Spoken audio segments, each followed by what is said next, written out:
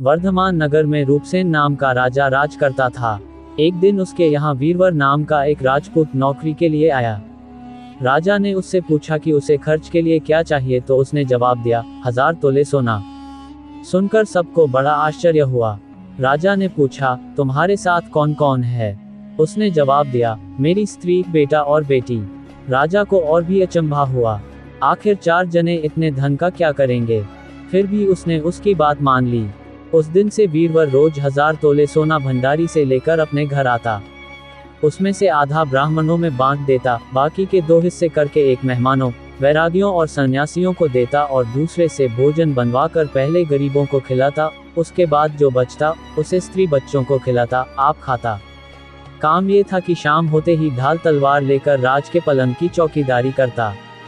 राजा को जब कभी रात को जरूरत होती, वह हाजिर रहता। एक आधी रात के समय राजा को मरघट की ओर से किसी के रोने की आवाज आई। उसने वीरवर को पुकारा तो वह आ गया। राजा ने कहा, जाओ पता लगा कर आओ कि इतनी रात गए ये कौन रो रहा है और क्यों रो रहा है। वीरवर तत्काल वहां से चल दिया। मरघट में जाकर देखता क्या है कि सिर से पांव तक एक स्त्री गहनों से लदी कभी नाचती है, कभी कूदती है और सिर पीट पीट कर रोती है, लेकिन उसकी आंखों से एक बूंद आंसू की नहीं निकलती।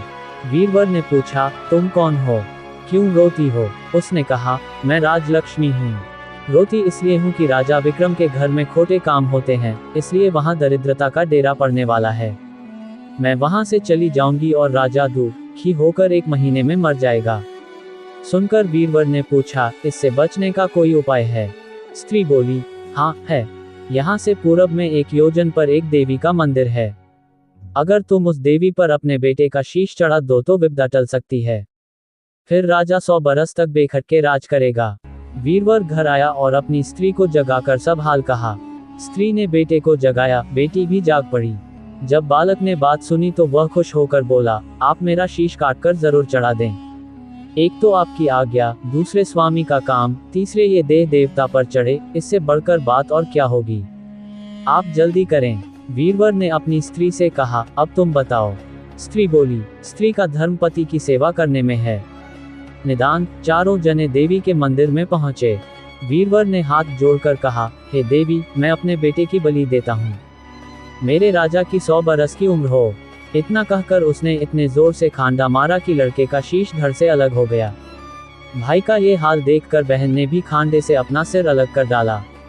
बेटा बेटी चले गए तो दुखी माँ ने भी उन्हीं का रास्ता पकड़ा और अपनी गर्दन काट दी। वीरवर ने सोचा कि घर में कोई नहीं रहा तो मैं ही जीकर क्या करूंगा। उसने भी अपना सिर काट डाला। राजा को जब यह मालूम हुआ तो वह वहां आया। उसे बड़ा दुख हुआ कि उसके लिए 4 प्राणियों की जान चली गई। वह सोचने लगा कि ऐसा राज करने से धिक्कार है।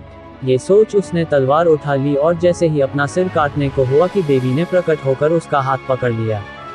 बोली, राजन, मैं तेरे साहस से प्रसन्न हूँ। तू जो वर मांगेगा सो दूंगी। राजा ने कहा, देवी तुम प्रसन्न हो तो इन 4 को जिला दो। देवी ने अमृत छिड़क कर उन 4 को फिर से जिला दिया। इतना कहकर बेताल बोला, राजा बताओ सबसे ज्यादा पुण्य किसका हुआ? राजा बोला, राजा का।